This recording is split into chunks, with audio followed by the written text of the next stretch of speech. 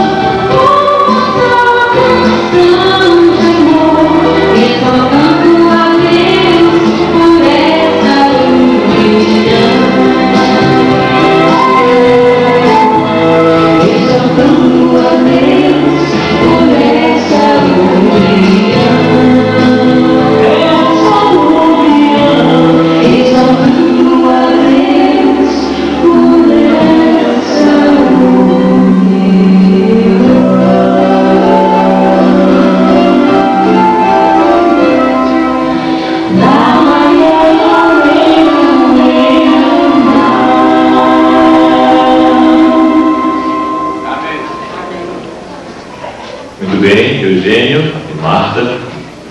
Nesta noite eu gostaria de lhes contar uma história, porque vocês estão desafiando a ciência. Vocês estão desafiando as pesquisas do Ibope, o Gallup, a revista Veja, a revista Isto É, e outras revistas que dizem que em cada 5 casamentos que acontece hoje, 3 chegam a divórcio. 1 vive mal e 1 vive mais ou menos. E vocês estão hoje aqui pedindo, pastor, das nossas vidas no santo matrimônio. Como eu sei que muitas dessas pesquisas são verdadeiras, porque o fato está aí, a realidade está aí, para que vocês não se entristeçam, para que vocês entrem nessa vida nova, bonita, cheios de esperança, quero lhes contar uma história. Uma história que o meu Senhor me contou. Uma história que o meu Senhor participou. E há mais de 1900 anos atrás, o Senhor Jesus estava com um dia como este, em um local bonito como este, participando de uma cerimônia como esta, um casamento. Me permitem a história? Diz o seguinte: no terceiro dia houve um casamento em Caná da Galileia. A mãe de Jesus estava ali, e Jesus e seus discípulos também haviam sido convidados para o casamento. Tendo acabado o vinho, a mãe de Jesus lhe disse: não tem mais vinho. Respondeu Jesus: mulher, que tenho eu contigo? Ainda não chegou a minha hora. Sua mãe disse aos serventes: olha, façam tudo o que ele mandar, tá? Estavam ali 6 talhas de pedra que os judeus usavam para as purificações, e cada uma levava 2 ou 3 metretas. Disse-lhe Jesus: enchei de água essas talhas, e encheram-nas até em cima. Então ele disse: tirai agora e levai ao mestre-sala. Eles o fizeram. E logo que o mestre-sala provou a água transformada em vinho, não sabendo de onde viera, e se bem que sabiam os serventes que tinham tirado a água, chamou o noivo e disse: todos põem primeiro o vinho bom, e quando já beberam fartamente, então o inferior, mas tu guardaste até agora o bom vinho? Este, o primeiro dos seus sinais miraculosos, Jesus realizou em Caná da Galileia. Assim revelou a sua glória, e seus discípulos creram nele. Grande significado tem o fato de Jesus fazer o seu primeiro milagre em um casamento. Principalmente Eugênio e Marta, quando nós vivemos num tempo em que o casamento está desacreditado, desmotivado. E chegam a dizer os sociólogos que o casamento é uma entidade falida. Isto porque eles só conhecem o casamento, não conhecem aquele que é o Senhor do casamento. E eu quero lhes confortar o coração, lhes animar, começando pelo seguinte: era um casamento lá como está sendo um casamento aqui. Só que aquele casamento é diferente de vocês, porque o casamento de vocês está tudo bem, a energia que foi um pouquinho, mas já consertou, está tudo sob controle, todo mundo bonito, a igreja muito bonita, a ornamentação ótima, vocês lindos aqui diante de mim, e o casamento está andando, daqui a pouco vai terminar. Mas lá naquele casamento houve um problema. Um problema que seria ruim não só para os noivos, mas também para as pessoas, porque era vergonha demais para o anfitrião faltar vinho na festa. E o problema que eles tinham, Marco e Eugênio, era um problema que existia na resolução qualidade, poder e rapidez. Qualidade porque o vinho tinha que ser bom. Rapidez porque tinha que ser na hora, era para aquela hora, não era para amanhã, nem para depois. E poder para resolver tudo isso dentro desses aspectos. E sabe de uma coisa? O anfitrião não percebeu, o mestre de sala não percebeu, ele estava tão eufórico lá no meio do pessoal, comemorando, dizendo, cumprimenta um, cumprimenta outro, ele não percebeu que tinha faltado vinho. Mas alguém estava ali, uma terceira pessoa, que não fazia parte do casamento, mas que era uma pessoa autorizada, uma pessoa que tinha condições de ajudar aos dois, recorreu à única fonte de ajuda e disse para Jesus: existe um problema neste casamento. só você pode resolver. Vejam só. Inicialmente parecia que o casamento estava indo muito bem. As pessoas quase não percebiam que tinha ali um problema. E assim é hoje com 99,9% dos casamentos. A maioria deles, as pessoas acham que está tudo bem, que não tem problema, porque não reconhecem os problemas que aí existem. Muito bem. E então chegou um determinado momento em que Jesus precisava resolver o problema. Qual o problema daquele casamento? Faltara vinho. E parece que não é só naquele casamento que teve esse problema.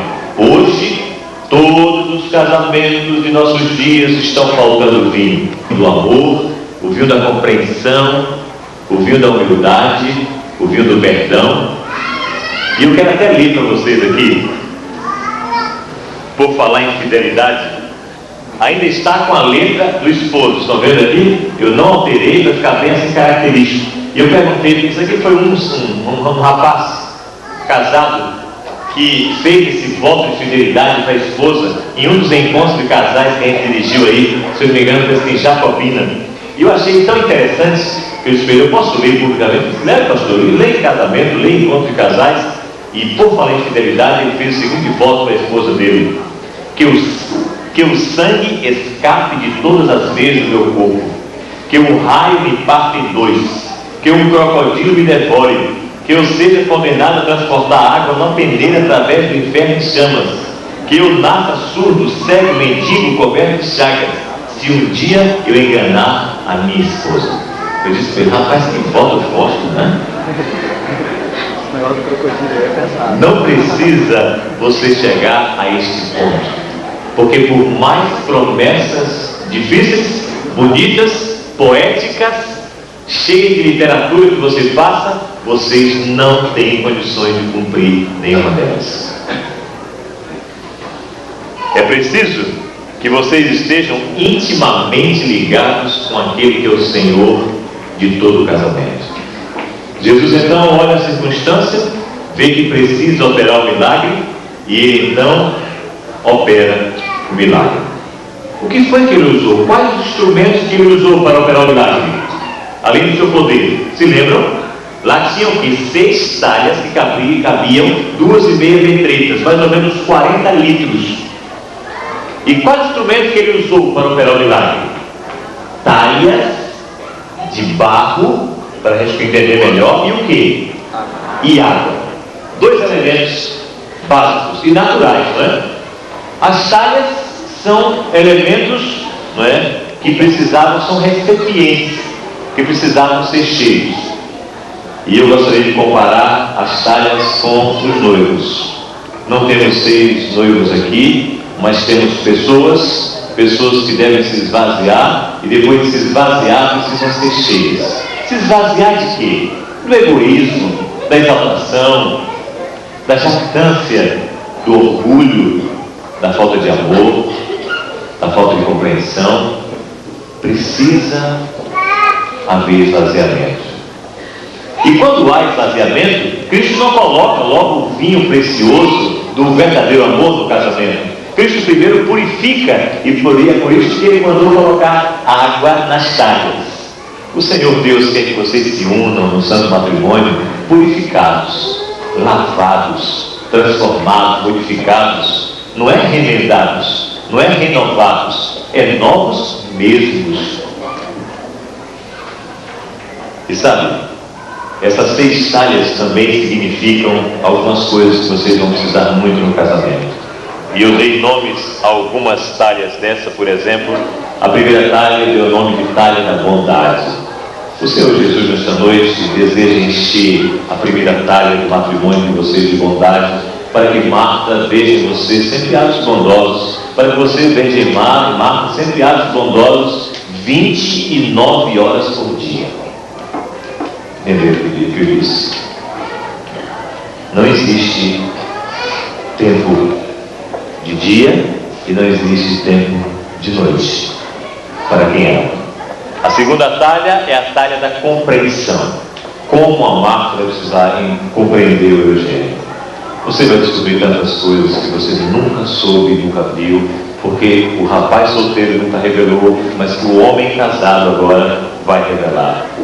A Marta, momentos difíceis, femininos, pessoais, que só ela conhecia e que agora você vai conhecer também, como você vai precisar compreender. Humildade.